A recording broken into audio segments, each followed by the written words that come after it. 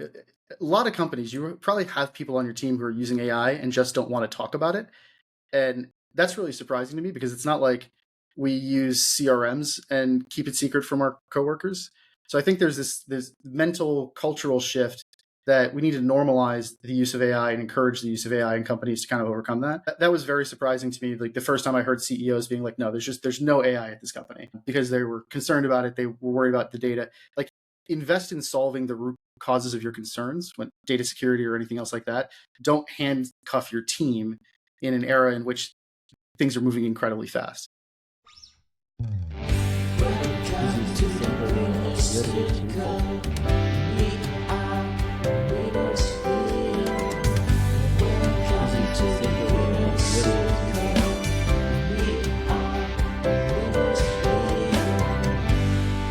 This is the simple demo of Yerwolf's Recall. All right, welcome to the Winner Circle podcast, where we explore cutting edge and insights and also transformative strategies in business and leadership. As you already know, I'm your host, Jay, and today we'll be diving into a topic that's reshaping the very fabric of how we work. The name of the topic is the future of work.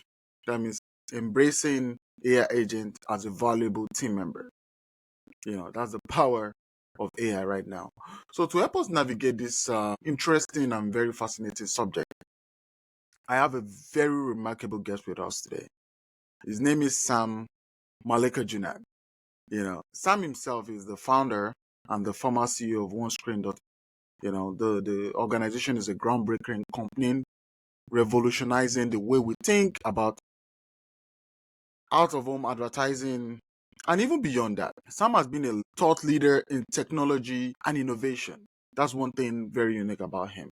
So he's helping business and entrepreneurs adapt to disruptive changes and thrive in a rapidly evolving world that we are in today. So in today's conversation, we will explore how AI agents are not just tools, but potential collaborators for businesses. So we also have to look how they can enhance team productivity and what the future holds for human AI partnership, especially in the workplace, because a lot of people are being like, AI is going to take our job. So we're just going to take a look at how human and AI can actually work together in a setting and be able to be fruitful together. So let's start with your story. Can you share a bit about your journey and what led you to create OneScreen? So way back in the day, I applied to HubSpot, but I didn't have a college degree. I wasn't qualified. So I built a site called hiremehubspot.com and ran ads targeting their employees to register for the free webinar on why you should hire me. Worked there for about 8 years, ran HubSpot Labs under Dharmesh Shah. After that, founded my own startup, OneScreen.ai, as you previously mentioned, exited that last year. And then now I'm back with Dharmesh Shah working on the agent.ai platform that he's building. I'm not working at HubSpot again, but I'm still working with Dharmesh. That's super great. Really powerful. So what sparked your interest in technology and innovation, particularly in AI, as it relates to the workplace environment? What sparked my interest in innovation is when you're a grown-up, cheating is called innovation, right? So like, how can we create unfair advantages? It's the really fun part of things. How do you take advantage of gaps in the market? How do you create a way to take somebody else's core product, make it free, and monetize it in other ways? That's what's so fascinating about innovation is it's thinking around corners. In terms of agent.ai or AI agents specifically, I'm generally not a big hype person, right? Like I thought blockchain was a solution in search of a problem. I thought that the metaverse is just dumb. There's like 100 movies about why the metaverse and us living in it's a bad idea. But generative AI is the first like meaningful, really interesting transformation that's happened because we're having a conversation about what separates tools from coworkers, which is not a conversation 2 years ago I thought we'd be having right now. So now, my own take, let's look at the role of AI in the future of work, because that's the main topic we want to discuss today, right? So from your own perspective, because a lot of people have spoken about AI is going to take their job, all right? Like, they're not going to need me anymore. I think I saw a movie on Netflix. I'm not advertising the movie, but I saw a movie on Netflix I've forgotten the title, but it has to do with AI. How AI is helping in the house. Like a robot, but it's powered by AI. They have their own mindset and all that, and also powered. In the construction industry, they didn't need them anymore because they just have the robot that knows what to do and when not to do it. So, from your own perspective, how is AI changing the workplace today, and how do you think it will change it in the nearest future? So let's compare today and the nearest future. What Yeah. do you So think will be the difference? again, the topic that's really interesting is, when does a tool stop being a tool and start being a coworker? The two kind of definitions I have for why we're kind of using this language is, one, you can delegate tasks to it. It can actually go do things for you on your behalf. And two, it can learn from feedback. But it's kind of like an intern, right? Fresh out of college. I don't care if you're coming like MIT, Sloan MBA, you're still going to want to check its work. But it's kind of like having an army of interns. And this is what fascinates me, is because what you're good at, it gives you access to a bunch of other skills. So AI is kind of mediocre at everything. So it's a mediocre copywriter, a mediocre data analyst, mediocre, uh, computer coder. Now I have access to that. If I'm a marketer or an entrepreneur, instead of having to bother the engineering team every time I want to write a JavaScript or something like that, I can have AI help me with that kind of basic stuff. Or if I'm a sales rep, I don't have to bother the marketing team if I want to create collateral or videos or something else like that. So we've still got our deep areas of focus, the thing that you're really good at, that you're going to be better than AI at. Like, it's not going to do that thing better than you, but it's widened kind of the T shape for all of our skill sets so that you can be a more impactful person. So it's what everybody keeps saying is, AI is not going to replace your job. Somebody using AI, who therefore has access to lots of other skills, may replace your job. And that's what I what I find really interesting about it being a coworker is, I can have it do, a daily briefing for me, looking up all the content and writing summaries for me. I can have it create those videos. You can do like audio editing and all this kind of stuff that would have required more resources.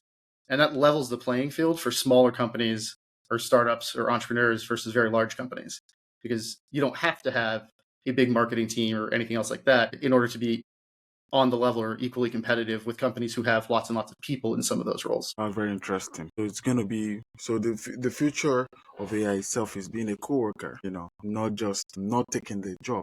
But if you look at it, so you give an example of a marketing team, all right?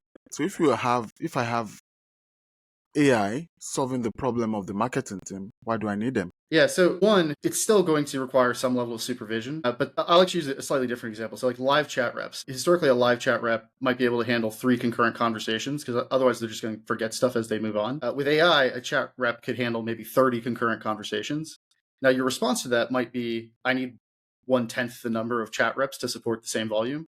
Or your response to that can be, I can keep the same number of people and have them do a higher quality job, have them have more human interaction, be more proactive, do the things that AI can't in terms of like coming up with solutions for the person. So it's very similar to kind of digital transformation and all of which is a change we've dealt with before. The big thing that's concerning to me and concerning to kind of everybody else is, the Industrial Revolution took jobs, but it took centuries to happen, and it didn't happen everywhere at once.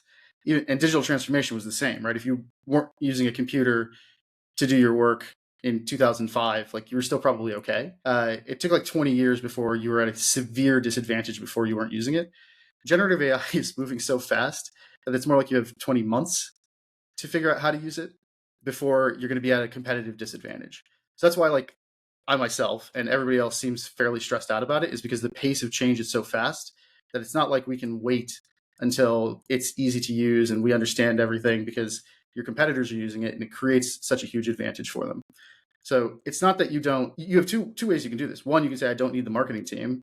Or two, you can say, now that my marketing team isn't spending time writing blog articles to rank for SEO, what else can I now have the marketing team do, now that I have more human brain power freed up? So it's more like setting another role for the marketing team, helping them, how do I put this? Helping them be effective at their work, correct? Yeah. And can you have them doing more work and other work? Can they focus more on interviewing people on the sales team, doing a better job of sales enablement? Can they focus on, creating different types of lead generation? Like, either decision is valid if you're a company. You can decide that AI is going to let you get rid of headcount and cut costs, but Your competitors may make the opposite decision, where they decide to maintain the cost of their headcount and use this, the fact that marketers can do data analysis and that sales reps can generate custom videos for every prospect, that they can use that to create kind of an unfair advantage against you. So I think that's the choice that people have is, yes, you can use AI to cut costs because it can replace entry level workers, right? But you're still going to need people to supervise it. You're going to want to have somebody to train it and help it improve. And again, there's a bunch of stuff that it can't do and it's not going to be able to do for several years unless there's a big revolution in hardware for processing. And so you want to be able to take advantage of that now. Okay, so the question is, what are the things AI can do, like from your experience? Yeah. If you think about how AI was trained, right? It had millions and millions, billions of observations of people doing things. And it can use that learning to do things at a very mediocre level.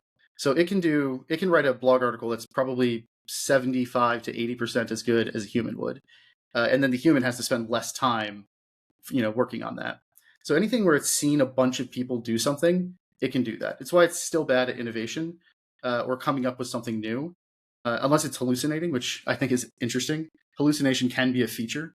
If the AI hallucinates a product that your customers should be buying and you don't already sell it, maybe it's something you should build and sell to them. But the things it's really good at are understanding language, understanding data, understanding context is really important. So if I say, what was our pipeline revenue at the beginning of the year? The AI should know that when I say pipeline revenue, that I mean, the revenue that's forecasted for, the sales reps that had it in kind of in the CRM. And since different companies have different definitions of revenue, depending on how cash flows throughout your company, that's something, it's not just a simple answer. And you would normally need, a data analyst to stop what they're doing and go get you that answer if you're the CMO or the CFO. And now you can just have those kinds of answers at your fingertips. Right. Thank you for that clarification. So, but let's take a look at in that word, the role of AI in the future of work itself. Let's look at, are there specific industries where AI integration is more likely to succeed, or do you think it's going to be universally applicable to all industry? I think almost every industry will find some way to use AI. I think it's definitely going to have a bigger impact in either industries where technology hasn't historically been a key differentiator, or where technology has been the only thing that's a differentiator. And it's like internet marketing is a game of millimeters these days. And so AI is going to have a big impact on that because it's the first kind of new advantage we've had since the advent of mobile devices and having to factor in mobile marketing. For industries where it hasn't been a big impact, like my favorite example is my local Irish pub, who's non-technical to the point where they need me to update their website and so the QR code works when people download their menus. Used AI agents they just told it what they want to get rid of, liquor, food, everything else like that, and it would generate recipes for them and even give the recipes names. So this company where technology, like an Irish pub, you don't think of as a technology innovator, but they're now doing inventory turnover optimization that would make Amazon proud. And so those kind of two extremes, either where technology is the only differentiator you have, and this is now a new technology that can create an advantage, or industries where, it hasn't been a big deal, pool cleaning supplies and, pet care and all these other kinds of things where you get that new ability now, again, that new access to that new skill set that you can outcompete the people in your industry who have never thought about using that. So they're going to be a more profitable Irish pub than the other Irish pubs in my area, which means they can lower prices, they can have more options, etc. And I kind of doubt the other Irish pubs are going to figure out how to use AI the way that they are. From your experience, that's great. I think I'll try that. I'll see, probably AI can actually get me some kind of I could actually make food with AI that is not in the books. Probably I could be a creator myself. Honestly, this topic really interests me a lot because I feel like every business owner needs to consider AI as a partner. It's very, very important. It makes it easier for you to do things easily. All right, not easily as you think, but you have to also direct the path where you want to, what you want to achieve. You want to say, okay, I want to achieve this, I want to achieve that. Then AI is going to help you. It's going to navigate you there. That's why I feel it's going to make the job easier, at least. So now let's talk about the practical application of AI agents. So from your experience, especially in that particular industry. Can you share an example of how AI agents have successfully been integrated into a team to drive better outcomes? Have you Yeah. been in that situation? Have you had that experience with a team? Yeah, the most common way I see people applying it, the obvious way that a lot of technology is usually used is things like sales, right? So you can write much more customized sales outreach emails. I think that's one, a moderately creative way to use it. But two, the bigger issue is, again, now everybody's doing that. So I get LinkedIn spam or email spam or something like that, and it's much better than it was 3 years ago. Like, it's something that I would have answered 3 years ago.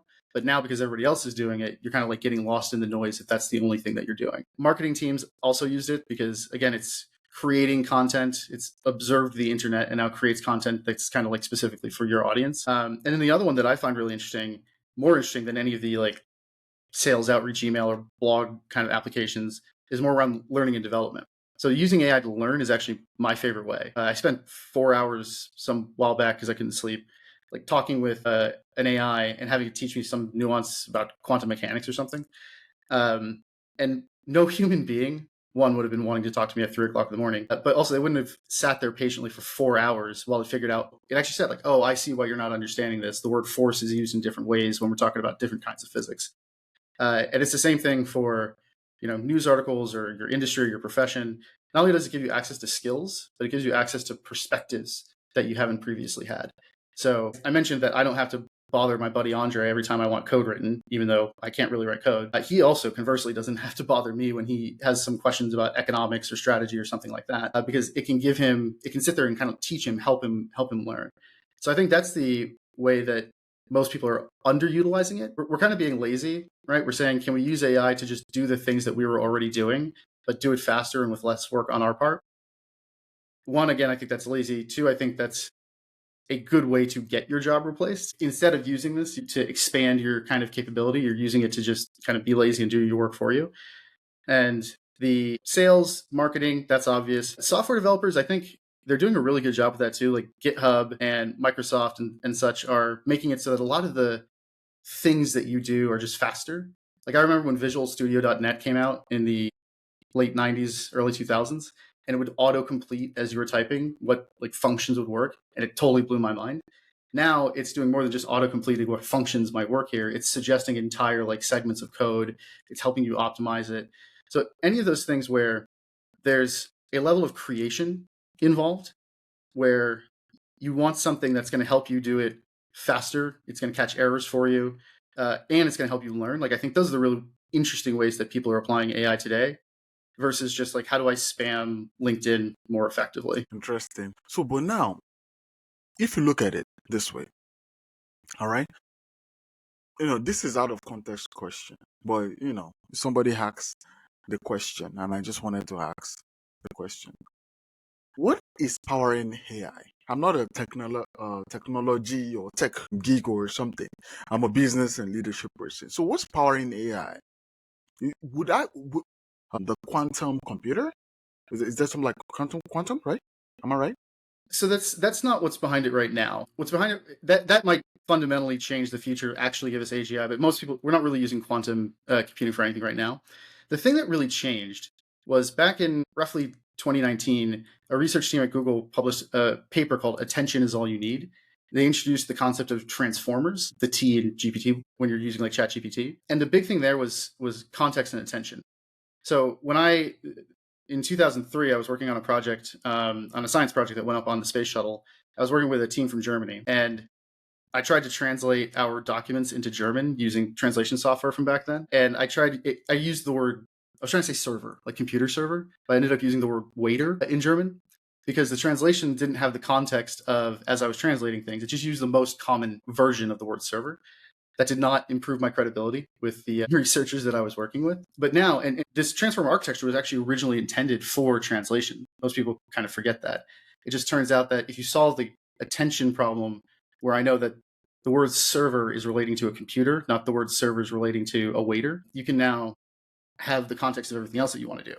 So if it understands the language and it understands context, it knows that if I ask it to summarize this conversation, that when we say inbound, I'm probably referring to like HubSpot's inbound conference and not like an inbound artillery shell or something, which would be wildly out of context for this kind of interaction.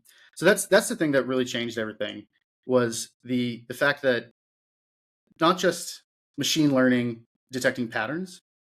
That was something that's been around forever, which is also why I hate that we call this AI, by the way, is because we've been talking about AI for so long and it means so many different things.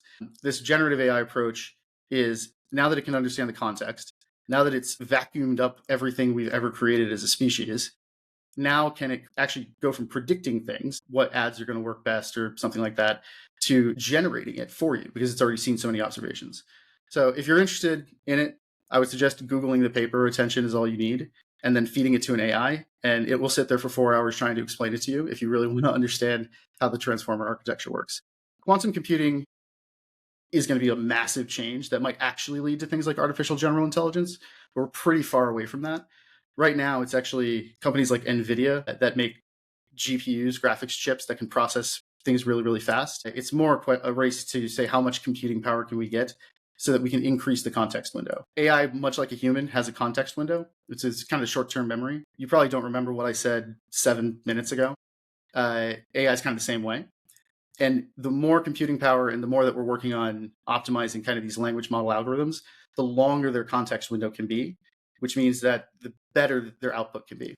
So that's, if you're talking about like what has fundamentally changed, it was actually a programming methodology or computer science methodology.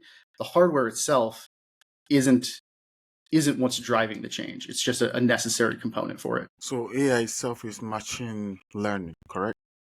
Yeah, machine learning is a subset of AI. Another one would be like machine vision, for example. It understanding that a red hexagon that says stop is probably a stop sign. Natural language processing is another subset of artificial intelligence. Like there's this whole family of disciplines that fall under the umbrella of artificial intelligence, which is why it's hard to explain, and also why it's hard for people to understand what's different. Like what's different from autocomplete on your phone to it being able to generate entire sentences and paragraphs. Still fundamentally the same thing, that kind of natural language processing, understanding that, but at a much greater scale. It's not just predicting what word's going to come next. It can predict like what concept and what entire block of text is going to come next. All right. Thank you for the education in science. So for the listeners, I know most of our listeners are entrepreneurs, business owners, and all that. So I'm sure if you really want to learn more about the technological aspect and a whole lot of everything that has to do with AI, you can always reach out to Sam. So let's move forward. Let's talk about the leadership in the age of AI. All right. So because today's we are focusing on leaders, entrepreneurs, and businesses itself. So how can leaders ensure that AI complements their teams rather than creating fear or resistance among employees? And in that context, just like a movie I saw on Netflix, a few days ago, just like I said, they were bringing in, they were introducing AI, and most of the workers were really against it because they feel like AI is going to replace them. So how can leaders ensure that AI just complements their team? Yeah, so there are three major ethical concerns that I have with AI. One is the environmental impact. It uses so much computing power that we're draining like lakes worth of water every time we're trying to run these AI models. The other one is the data that it's trained on. So it's trained on content that nobody gave their consent for that. People are making billions of dollars using stuff that people created who aren't getting compensated. There's a lot of lawsuits happening right now around that. Whether it's legal or not doesn't necessarily mean it's ethical. And then the third is kind of the job displacement. And again, in the past of human history, that it was not that big a deal. Like we had the Luddites, if you will, who smashed the looms. That's where the term Luddite comes from, because the machines were kind of replacing their work. But they had time to figure out, as a society, as a company, to reskill and start doing other things. Right now, I think AI awareness and AI education, and also helping people on your team, one, letting them use it. So I find lots of companies that are blocking people from using AI. That is a very bad idea. They should use it responsibly. They should be secure about who they're sharing data with, et cetera. But you definitely shouldn't be blocking your teams from using AI if they want to. I would argue that you should be encouraging them to do it, because the sales rep on the sales floor is going to find more interesting ways to do it than you are, just as a leader who's kind of trying to see things from the top down. And also you can make the decision to make it a labor replacing tool. And if you're going to do that, you should probably be transparent with the people on your team. But if you're not going to do that, if you're going to say, let's use AI to make the things we were doing already more efficient and faster, and now you want to figure out what are the other things that people on your team can do, I think that's something you should explicitly state. You should tell them that this is our approach to AI and its impact on our operating costs is instead of cutting headcount, we're going to let you do more things that are outside of your historical scope of work. So we're going to let sales reps create videos instead of having to go through, the video team or something like that.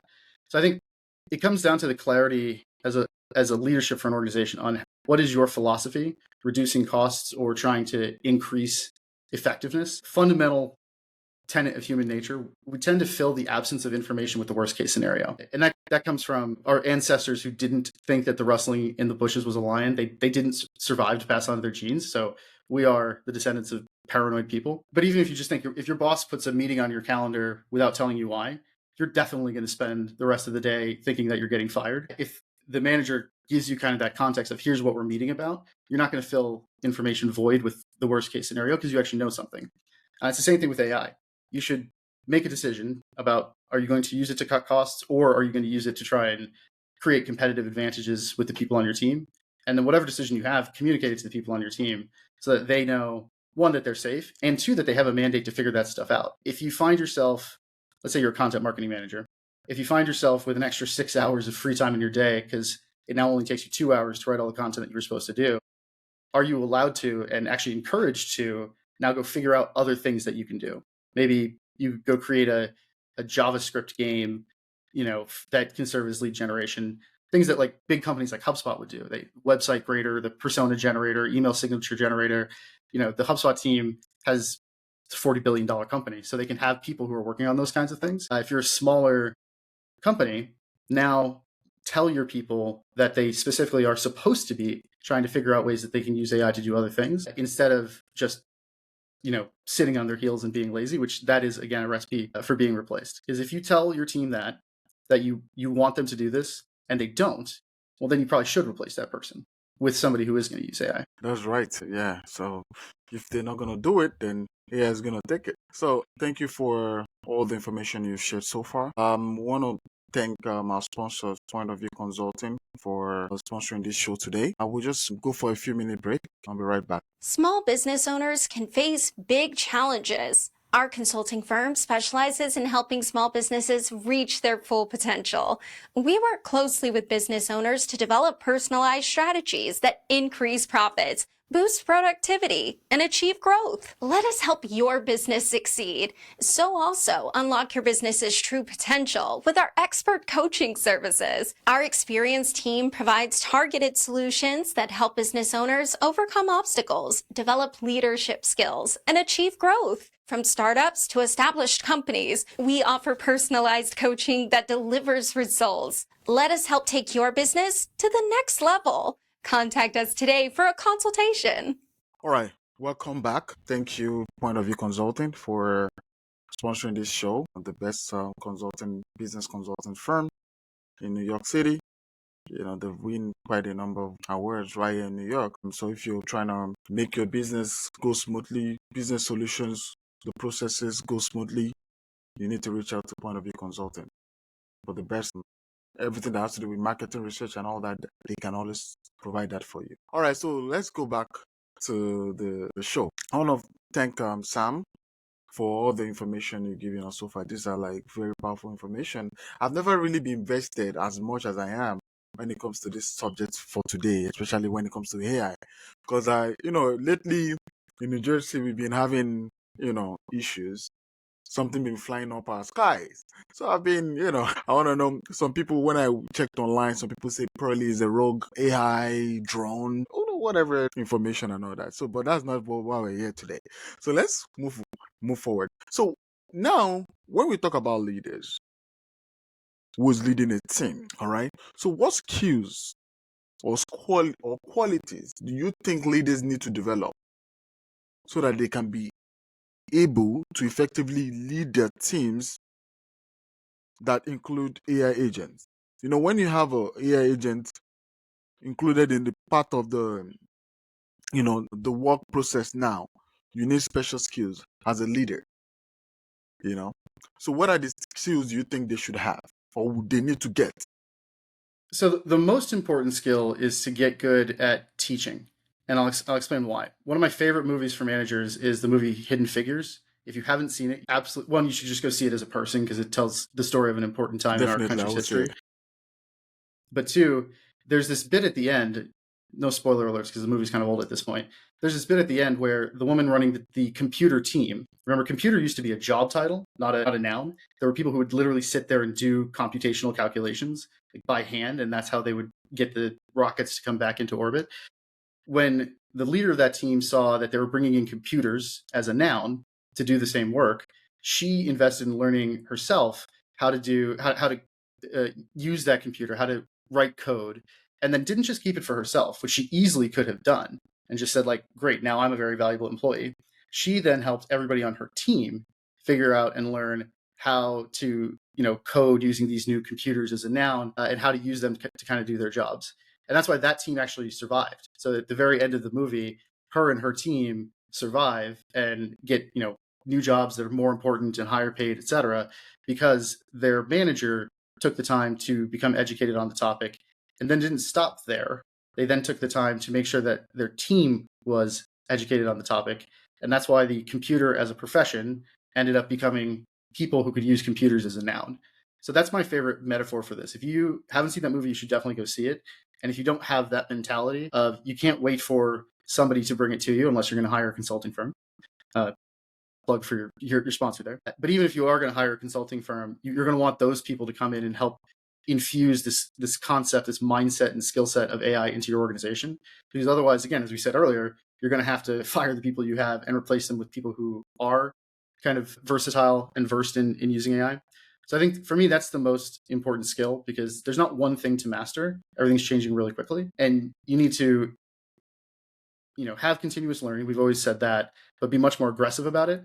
And then also really focus on reskilling and upskilling the people on your team because it's much, much easier to teach somebody who's already on your team how to use AI to do different things than it will be to fire that person, recruit, hire, onboard a new person, and then get them up to speed. So that's learning and then teaching. Teaching is hard, right? It's very, very hard. And that is its own skill set that you need to learn.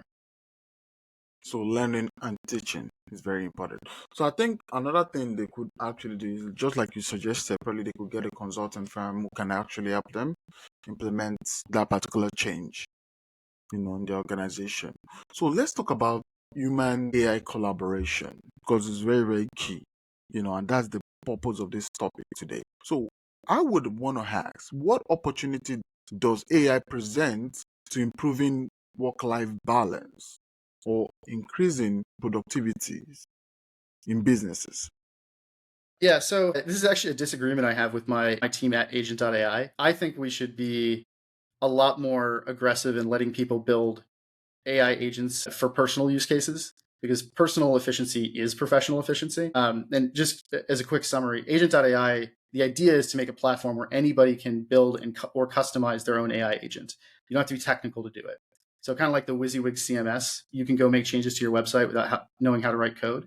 Agent.ai is doing that same thing for building agents. And we have some, like you would expect, right? Earnings call summarizers for investors, LinkedIn profile analyzers, like the things that are the normal suspects. But then we have people who are building things like Dungeons and Dragons AIs. And if you think about it, the person who built that Dungeons and Dragons AI, he has a job. And now that he doesn't have to spend as much time working on, his personal application, the Dungeons and Dragons stuff, he can spend more time either just resting, relaxing, and having more balance in his life, or he can spend more time learning new skills or being efficient at work. So I think that is definitely, in terms of the interaction, like how can you create efficiency in your life? I have a chess lessons one. So I have a chess coach, and every week I'm given assignments and videos to watch and such. And I have it watches the video for me, it generates a quiz, and then makes sure that I understand it before I actually talk to my chess coach, which makes all of that time that I'm using more efficient. So the other thing that I really find fascinating is we say things to AI that we wouldn't say necessarily to someone else because it doesn't feel like a person. We're not worrying about whether or not it judges us. So the ability to ask kind of the stupid questions, to admit the things that you don't know and have it talk through them with you, I think is particularly fascinating. The final thing that I think is really interesting, I have a friend, well, I have a bunch of friends actually in this situation who have either communication or learning disabilities, etc. And a couple of weeks ago, I was texting with one of them, and unless you ask AI to adopt a specific title, I can usually tell when it's AI copy just because I've read so much of it. And I texted him back. I'm like, "Are you using AI to write your text messages?" And he said, "Yes, he is. He's having it solve kind of his communication problems and having it understand this weird esoteric way that his mind works, and then having it write more concise and valuable text messages to his friends." And I think that is a key difference in philosophy, which is you can use AI to be mediocre at scale, right? You can just write a bunch of LinkedIn thought leadery posts, or you can use AI to be more relevant, intellectually relevant, like have that kind of empathy than you have in the past. And I think that is one really interesting way to work with AI is it can adopt a perspective that's not your own. You can ask it to be, a nerdy AI tech person and have it write things, communicate to me in a way that's effective to me based on what it knows about you. So I think those are the things that are really interesting. Brainstorming with it, asking the questions that you don't know, and then just having it help you learn things that you didn't know. So if you're talking about it for, again, going back to consultants, having it say like, this is the situation I'm in, what's a case study that's relevant? And then you may not have heard of Project Chess by IBM, right? Where they invented the IBM computer, the IBM PC. But if you're trying to understand how should I approach innovation labs as a company, right? Or how do I approach like making big disruptive changes inside my organization? And you're interacting with the AI, it's already read all those case studies and it can surface things for you and help you articulate things in ways that you might not have been able to do before. So I think all of those are really interesting ways to interact with AI. And it's noteworthy, by the way, that we say you interact with AI. You don't use AI because it does reflect back at you and it can help you learn again and help you kind of customize that, the way that you're communicating with people. But yeah, that's another one of my favorite ways to use it is just ask it the questions that you wouldn't want to ask somebody else. Ask it to help you make decisions, right? So I was debating whether or not I'm going to switch from Android, which I've had for 15 years, to iPhone, and having it like help me think through the reasons and look up things like that. I think those are the ways that are really interesting to interact with AI versus using a tool like a search engine. Thank you for that information. That was so powerful and so clear. So now the thing is, I found out that people use AI, some AI tools, they use for manipulation. In your own view, what do you think those people were the bad state actors using AI for, they could pirate your business model, they could, quite a number of things they could do with AI. How do you think businesses could tackle that? Yeah, this is a huge concern. We've had a problem with fake news for quite a while. And I remember when the entire fake news industry fit into one classroom at Duke University before it was really a thing, the technology-enabled fact-checking conference. We now have the ability, again, to do things at scale, whether it's writing sales emails or creating propaganda messages or deep faking video and voice. One, as a person, you should be more skeptical and more paranoid than you have been in the past. People think I'm a little paranoid because every single person in my family is a different phone number that I would call them from. And so my mother knows that if she gets a call and it can sound like me, it can know the name of the cat that I had in college, like I don't care. Don't listen to it if it's not coming from this very specific phone number that I use to call her and only her, because I just have 100 different phone numbers that I've spun up. So be a little bit more paranoid in your personal life. And then two, in terms of kind of how do we counteract the bad state actors? One is becoming more skeptical as a society. Like we need to question the things we've seen even more than we used to because they're so good at faking them. Like this entire, you don't know that I'm real, right? Like you're just assuming that I'm real and I'm not just a really compelling AI that's been created. But then two, we need to put a lot more research into this. So there are computer science methodologies that help you detect and understand whether something is probably generated by AI or not. It's a very new area of study, in part because we're not investing nearly enough money in figuring that part of the problem out compared to figuring out like how do we make AI do more things and be more powerful and have more computing and everything else like that. And I think that is a very bad short-term way of thinking about how we invest in AI research. This is not something like you as an individual business can do. But we as a society should be investing in a lot more of that research because they can undermine elections. They can, not even that, right? Just imagine that if you're a bad state actor in another country, right? There used to be this thing called commerce rating. You probably know German U-boats like sinking cargo container ships during World War II. You now have the ability to do that at massive scale, like just review bombing all of the car dealerships in the United States, or just creating chaos and confusion and disrupting the economy. So I think it's not really the focus of my research, but it should be the focus of somebody's research. There is an ability to disrupt the communication interactions that people have, and therefore disrupt the economy of a given nation that never used to be practical, right? Like fake news back in 2016 was literally people sitting in their basement, like typing fake news articles. Now you can generate thousands of bespoke fake news articles that speak to very specific biases at scale. And I think that that's a technology problem that we're going to have to solve. And also, frankly, a regulatory problem that we're going to have to solve. You're going to want to force the people who make browsers and the people who make these communication systems, you're going to want to have to force them to protect users from that type of manipulation, the same way that we force those companies to protect credit card information or personal information that we share with them.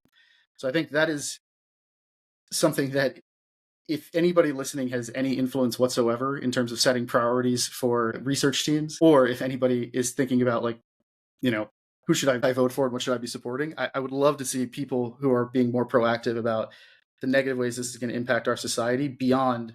You're actually the first person, by the way, to ever ask me this question in all of the interviews that I've done about AI, because we don't really think about it. We think about it replacing jobs and everything else like that. We don't think about the fact that, if you're Zoom, right, somebody can go create, one of your competitors even could just go create tons and tons of fake information about why you shouldn't buy Zoom and why you should buy something else. And I think that's going to be an interesting thing to see how we deal with as a society. Thank you for that honest information, because just like I just thought of it, that okay, they could actually use AI to fake somebody that has worked with you, and they start talking about how there's quite a number of things AI can do, and videos right now is nothing. They can do a video of you talking, making a statement, and it looks very real. I think we need to take part of we need to really address that particular angle of it.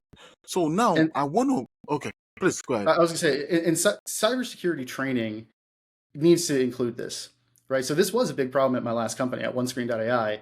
Somebody, because there's so much of me talking on the internet, somebody was creating bots that sounded like me and having it call people who were new to the company. So it watched LinkedIn to see who's new. It would have them call them, use my voice, and then ask them for like either access credentials, company credit cards, etc. And if you're brand new to the company or you're an intern or something like that, and you get a call from somebody who sounds just like your CEO, you may not question that if you aren't taught in advance that it's a potential problem. Just like we teach people not to click on phishing links in emails, right? Like don't download some random thing and run it on your computer if you don't know where it's coming from. We really had to teach people to do that. And the same thing has to be done in terms of like understanding the fake kind of content that can be created. Organizations have to incorporate that to their cybersecurity, Absolutely. and which is very important. So if you're listening to this and you're a CEO, you need to take note of this information. It's very, very important. So now let's talk about the ethics and responsibilities in AI use. Especially, we need to. You spoke about ethics even before we talked about this particular conversation.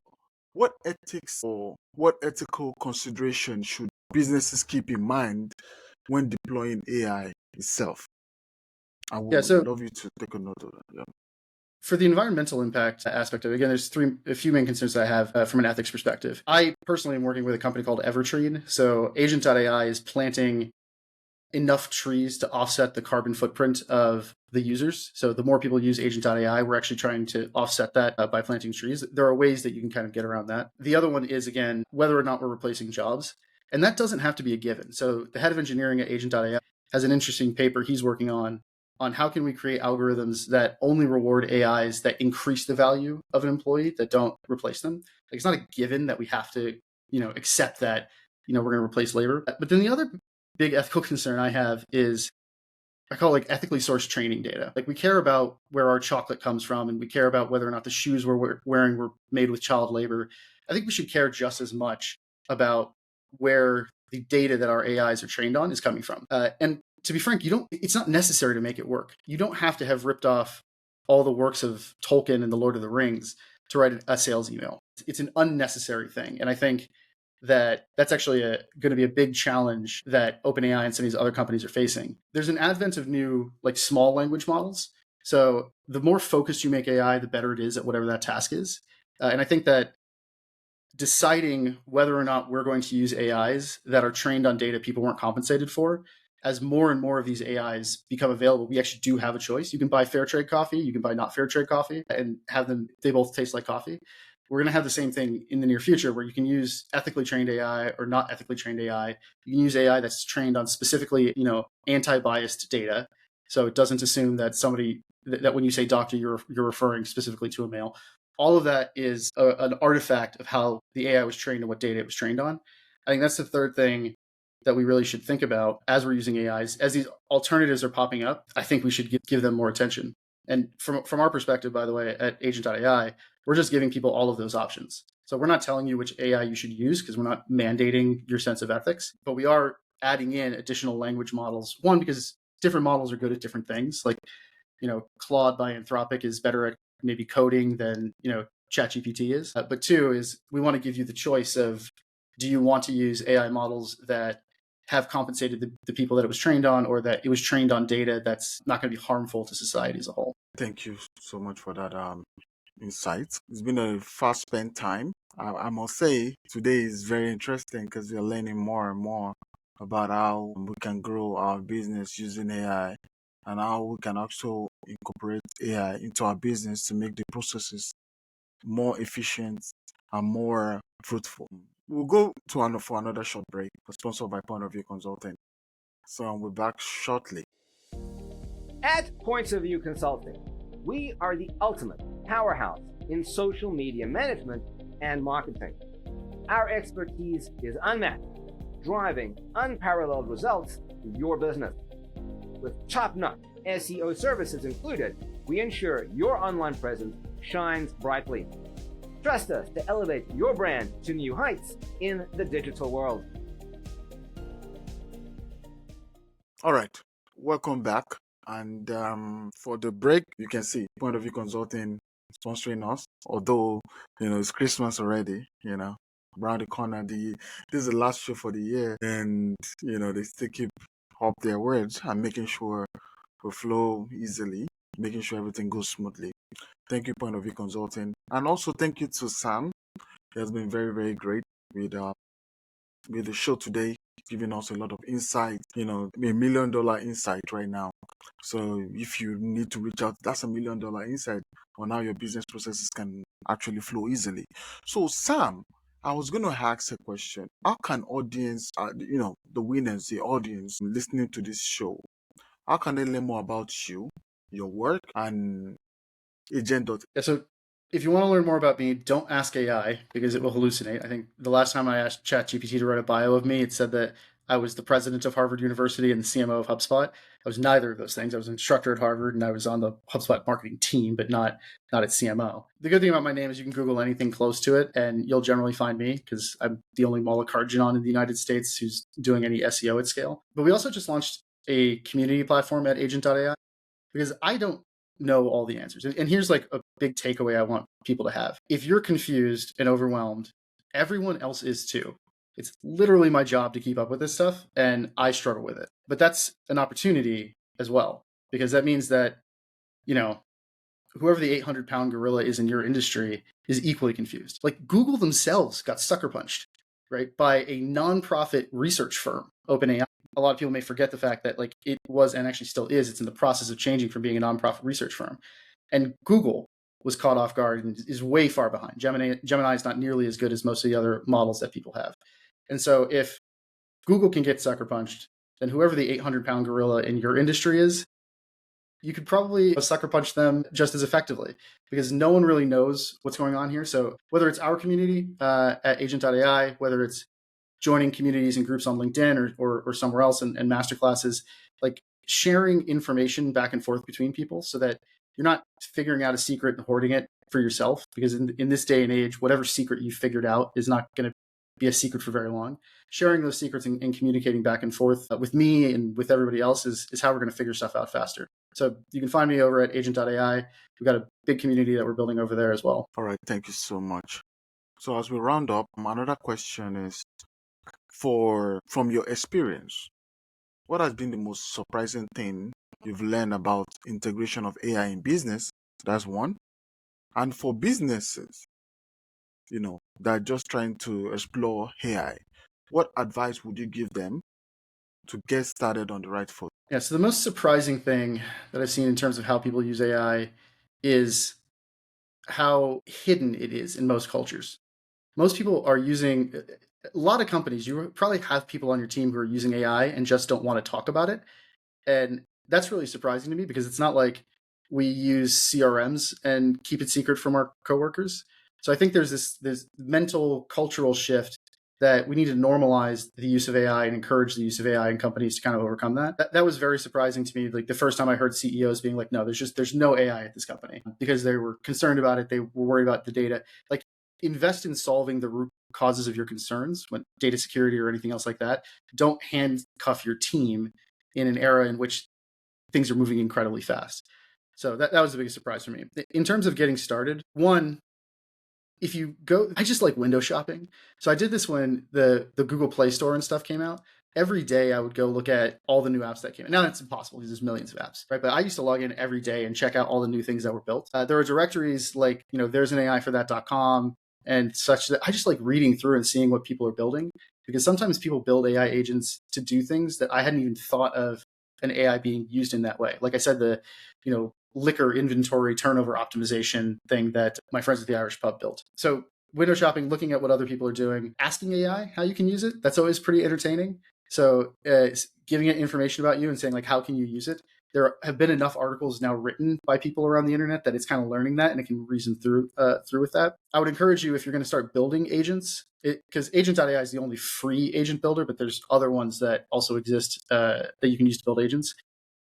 Don't be afraid of building it for personal use cases. Like I built one that just looks at my Google Calendar every morning, looks up information about everybody I'm meeting, and generates an audio overview for me. So when I go for my morning walk, I can get a daily briefing. Or a chess app or meme generator. Like, get comfortable with it in a way that is comfortable for you, right? So it doesn't have to be, how do I immediately integrate this into my work? I would strongly advise you figuring out, how can AI do things that are easier, less important, more fun, and then that'll make it easier for you to learn and not get frustrated and not make big mistakes with adopting AI. All right, thank you so much. To be honest with you, I would love to have maybe 3 other topics on AI, because I know there's a lot we need to uncover on AI, and I believe you're the right person when it comes to everything that has to do with AI to be on the show. I want to, have a commitment from you.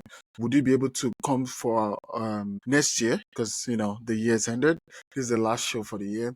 I would love to have you on the show again next year 3 times to talk on different topics when it comes to AI and business, AI and leadership, AI and entrepreneurship, so that our listeners can actually tap from your wealth of knowledge in building their business with AI.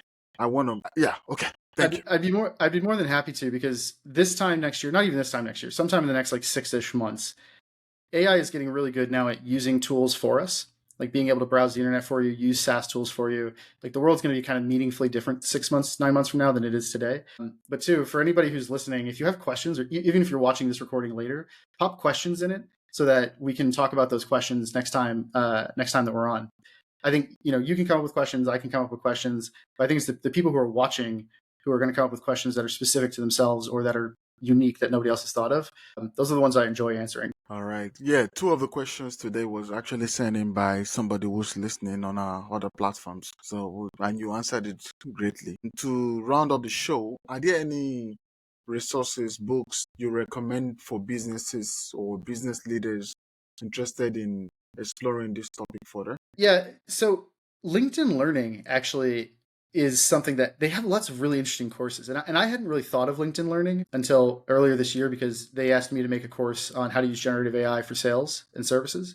And my course is only like 30 minutes. It's a very light overview. But they have courses all the way from deep, like how do I make neural networks, computer science things, up to, how do I just use it as a finance professional?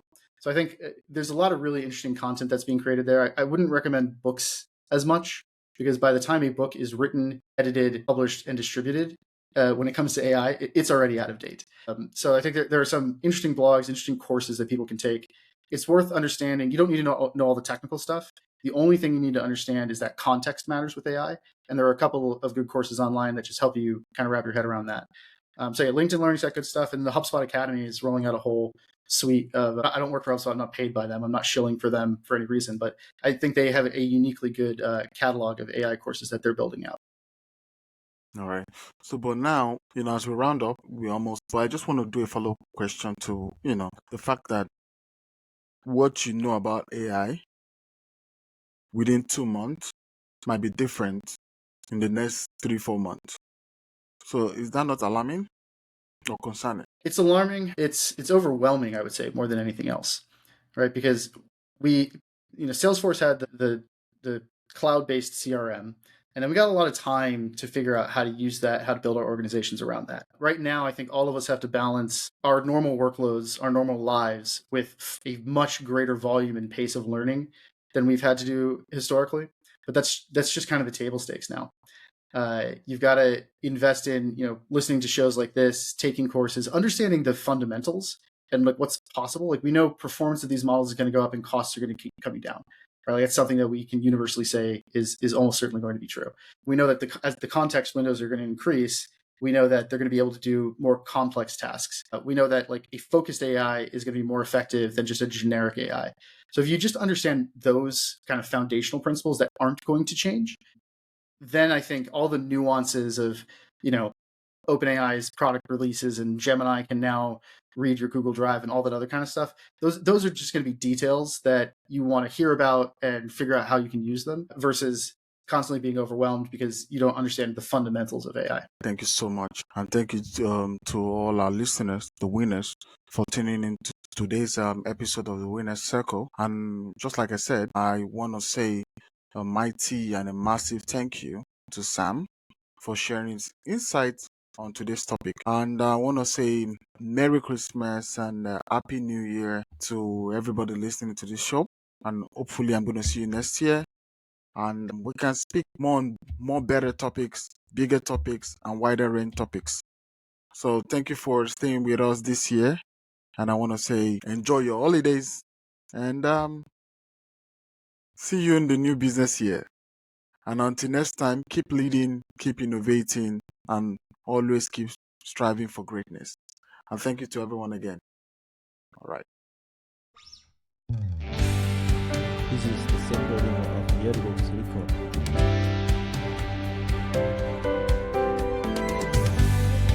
This is the symbol of Yearbook's record.